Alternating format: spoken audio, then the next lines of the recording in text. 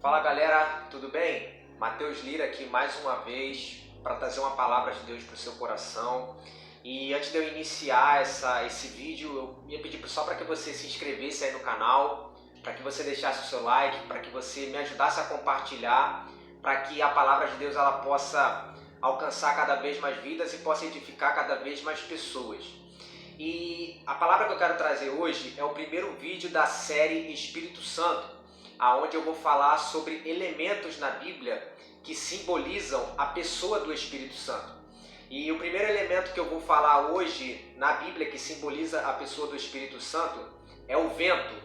E a passagem que eu quero ler se encontra no Evangelho de João, no capítulo de número 3, no versículo 1 ao 8, que diz assim: Havia um fariseu chamado Nicodemos, uma autoridade entre os judeus.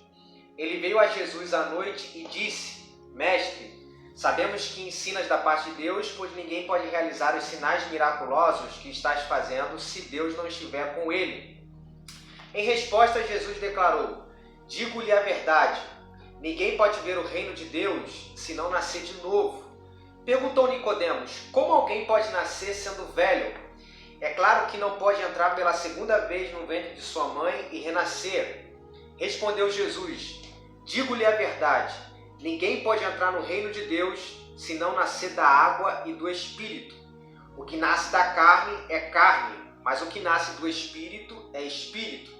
Não se surpreenda pelo fato de eu ter dito: é necessário que vocês nasçam de novo. O vento sopra onde quer, você o escuta, mas não pode dizer de onde vem nem para onde vai. Assim acontece com todos os nascidos do Espírito. Então hoje eu quero falar sobre o vento. E quando a Bíblia fala sobre vento, a palavra vento no hebraico e no grego, ela possui significados semelhantes. A palavra no hebraico é ruach, que significa hálito, ar. E a palavra vento no grego é pneuma, que significa sopro, vento, ar, sopro divino, Espírito ou Espírito Santo. Então, quando a gente pega o significado, tanto no hebraico como no grego, da palavra vento, ela possui significados semelhantes. E quando a gente fala de vento, eu acredito e eu vejo que o principal elemento que simboliza a pessoa do Espírito Santo na Bíblia não é o fogo nem a água, mas é o vento. Pois o vento, assim como o Espírito, é invisível. O vento, assim como o Espírito, você o escuta, você ouve, mas você não o vê. E o vento, assim como o Espírito, ele sopra onde quer, ou seja, ele é soberano, ele possui vontade própria. Então, para mim, o elemento que mais simboliza a pessoa do Espírito Santo na Bíblia é o vento. Muitas vezes as pessoas falam fogo, fogo, fogo, mas quando a gente pega a raiz da palavra vento e espírito, a gente consegue ver na Bíblia, tanto no hebraico como no grego, que elas estão totalmente interligadas. E se tem algo que eu amo falar é sobre a pessoa do Espírito Santo. É um dos temas que eu mais amo falar, porque o Espírito Santo é uma pessoa, sabe? Ele habita dentro de nós, é um presente dado por Deus, sabe? Que nos capacita para pegar o Evangelho, que está conosco, seja em dias bons, seja em dias ruins, que está ali para nos ensinar, que está ali para nos auxiliar, que está ali para nos ajudar em nossas fraquezas, em oração, que está ali para nos ajudar em nossa vida espiritual. Então, ele habita dentro de nós, ele habita dentro de mim. Eu sou a casa do Espírito Santo. E eu vejo que nós precisamos nos relacionar cada vez mais com ele, nós precisamos interagir cada vez mais com ele, nós precisamos conhecer cada vez mais ele e deixar cada vez mais ser guiados por ele. Precisamos cada vez mais nos encher do Espírito de Deus. Mas falando de vento, como é que o vento que simboliza o Espírito é importante para a nossa vida? Primeiro, eu acredito que a obra do Espírito na vida do homem e na vida da igreja, ela começa como um vento. Se a gente for ver na Bíblia alguns inícios, a gente sempre vai ver que tem vento no meio. Por exemplo, em Gênesis capítulo 2, versículo 7, a Bíblia fala que Deus cria o homem do pó da terra, ele forma o homem do pó da terra e ele sopra em suas narinas o fôlego de vida. Ele sopra, ruach, em suas narinas o fôlego de vida. Em Atos dos Apóstolos, capítulo 2, por exemplo, no dia de Pentecostes, a Bíblia fala que os apóstolos e os discípulos estavam reunidos em uma casa e a Bíblia fala que veio do céu um som como de um vento muito forte e encheu toda a casa na qual estavam assentados. E ali teve o início da igreja. Então a gente vê que o vento ele sempre vai estar no início, seja na vida do homem, seja na vida da igreja. E com base nos versículos que nós lemos no Evangelho de João, no capítulo 3, versículo 1 a 8, a gente vê que o Espírito Santo, ele, falando de início, de vento, ele é aquele que nos faz nascer de novo. E todos aqueles que nascem do Espírito de Deus, todos aqueles que nascem do ruach de Deus, eles também passam a ser espírito. Eles passam também a ter uma natureza espiritual. Porque uma pessoa espiritual não é uma pessoa que apenas tem conhecimento ou que pertence a uma religião. Na ótica de Jesus, na ótica bíblica, uma pessoa espiritual é aquela que nasceu de novo. É aquela que nasceu do Espírito Santo de Deus. E quando a gente vê essa passagem que a gente leu do Evangelho de João, capítulo 3, Jesus estava conversando com um homem chamado Nicodemos. E Nicodemos ele era uma autoridade entre os judeus. Nicodemos era fariseu. Nicodemos tinha conhecimento da Torá, da lei de Moisés, do Antigo Testamento.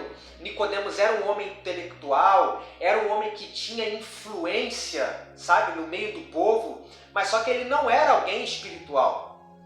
Jesus falou, olha, você, Nicodemos, precisa nascer de novo. Não era só porque Nicodemos tinha conhecimento, que ele era intelectual, que ele era fariseu, que pertencia à religião judaica, que quer dizer que ele era espiritual. Não, na visão e na ótica de Jesus, ele precisava nascer de novo. Ele precisava nascer do Espírito de Deus para que ele começasse a ser uma pessoa espiritual, para que ele tivesse uma natureza espiritual. E é assim que o Espírito Santo ele trabalha na vida do homem. Ele faz o homem nascer de novo.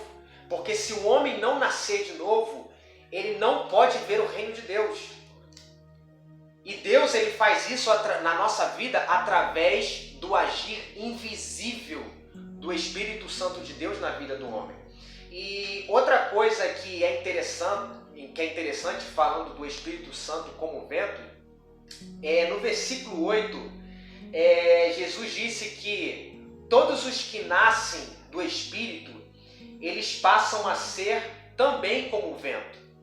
Os nascidos do Espírito, eles passam a ter as características do vento. Isso porque eles passaram a ser espirituais. O vento, você não sabe de onde ele vem e nem para onde vai. E assim acontece com todos os nascidos do Espírito. E por quê? Porque eles passam a ser guiados pelo Espírito. É por isso que Paulo disse que o homem espiritual, ele discerne todas as coisas, mas ele, por ninguém, é discernido. Por quê? Porque o homem que é guiado pelo Espírito de Deus, o homem que é espiritual, aos olhos do homem, aos olhos do mundo, aos olhos dos incrédulos, ele passa muitas vezes a ser tido como louco. Por quê? Porque ele tem atitudes incomuns. Porque Paulo disse, olha, aqueles que não têm o Espírito de Deus, para eles as coisas do Espírito é loucura. Por quê? Porque eles não conseguem entender. Da mesma forma, o homem que é espiritual, o homem que é guiado pelo Espírito de Deus, o homem espiritual que age como um vento, sabe? Ele muitas vezes não é compreendido, muitas vezes ele é visto como louco. Por quê? Porque o mundo não consegue compreender as coisas do Espírito de Deus. Por quê? Porque elas são discernidas espiritualmente. Então, eu digo para você que é espiritual, não fique fique chateado, não fique triste, nem se admire se as pessoas te acharem loucos. Elas acham que você é louco porque você é espiritual, então fique tranquilo. Porque aqueles que são guiados pelo Espírito, eles têm atitudes incomuns, eles são diferentes. Era por isso que muitas vezes Jesus, enquanto ele estava aqui na Terra, que ele tinha atitudes tão incomuns. Por quê? Porque Jesus era espiritual. Jesus era alguém que também era cheio do Espírito Santo, que mesmo sendo Deus, ele abriu mão, sabe, dos seus atributos divinos e passou a viver como um homem. E ele foi cheio do Espírito Santo. Então ele tinha atitudes incomuns que muitas vezes confundiam os líderes religiosos, confundiam aqueles que tinham conhecimento da Torá, confundiam o homem. Por quê? Porque ele era espiritual. Somente aqueles que tinham o Espírito de Deus que conseguia compreender Jesus. E assim deve ser nós nos dias de hoje. Todo aquele que é nascido do Espírito, ele é como o vento. O vento sopra onde quer. Você o escuta, mas não sabe nem para onde vem e nem para onde vai. E assim acontece com todos os nascidos do Espírito. O Espírito que é como o vento, no reino espiritual, aqui na Terra, ele nos faz também ser espirituais e ser como o vento. E antes de encerrar, eu queria apenas deixar uma observação. Jesus disse: todo aquele que não nascer da água e do Espírito, ele não pode ver o reino de Deus. A gente precisa atentar que Jesus falou, todo aquele que não nascer da água e do Espírito. E o que simboliza a água ali? Alguns poderiam dizer que se refere ao batismo nas águas, mas eu particularmente acredito que água, nascer da água ali, está se referindo à palavra de Deus. Todo aquele que nascer da palavra e do Espírito, esse pode ver o reino de Deus. E por que eu falo isso? Em 1 Pedro, capítulo 2, versículo 23, o apóstolo Pedro diz que nós fomos regenerados por meio de uma semente incorruptível, por meio da palavra de Deus, viva e permanente. Ou seja, nós nascemos do Espírito, mas nós também fomos regenerados, ou seja, nós fomos gerados novamente, nós nascemos de novo por meio da palavra de Deus e também da pessoa do Espírito Santo. Porque se nós formos olhar na Bíblia, sabe, a gente sempre vai ver o Espírito e a palavra juntos, atuando na vida do homem, atuando na vida da igreja. Nós somos salvos, nós nos arrependemos sim, porque o Espírito ele nos convence de pecado, de justiça e de juízo. Mas nós também somos salvos porque nós cremos na palavra. Nós cremos na palavra pregada. Nós cremos no Evangelho. Nós nos arrependemos porque nós cremos no Evangelho. E o Espírito Santo, ele nos convence de pecado por meio da palavra de Deus, por meio da palavra que nós ouvimos. Paulo disse, a fé ela vem pelo ouvir e o ouvir da palavra, da mensagem de Cristo. Então a fé vem aos nossos corações por nós ouvirmos a palavra. E quando nós ouvimos a palavra, o Espírito Santo nos convence de pecado. Então nós somos regenerados, tanto por meio da palavra como por meio do Espírito. Paulo também disse que a palavra é a espada do Espírito. Ou seja, se referindo à armadura de Deus, que a palavra e o Espírito Santo, eles estão sempre caminhando juntos. Então, a palavra de Deus e o Espírito Santo são fundamentais, sabe, na nossa vida espiritual e na nossa vida com Deus.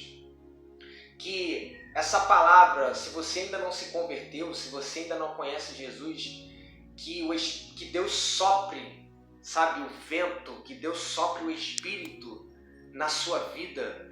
E você que já teve o início com Deus, o início de uma vida espiritual, o início de uma caminhada com Deus, que esse vento se intensifique cada vez mais na sua vida. E esse primeiro vídeo dessa série Espírito Santo é essa primeira palavra que eu deixo para a sua vida, que eu deixo para o seu coração, e que você venha examinar, que você venha refletir e que você venha, sabe, apegar e guardar essas verdades no seu coração. Que Deus sopre cada vez mais na sua vida, em nome do Senhor Jesus, e que Deus te abençoe e até a próxima.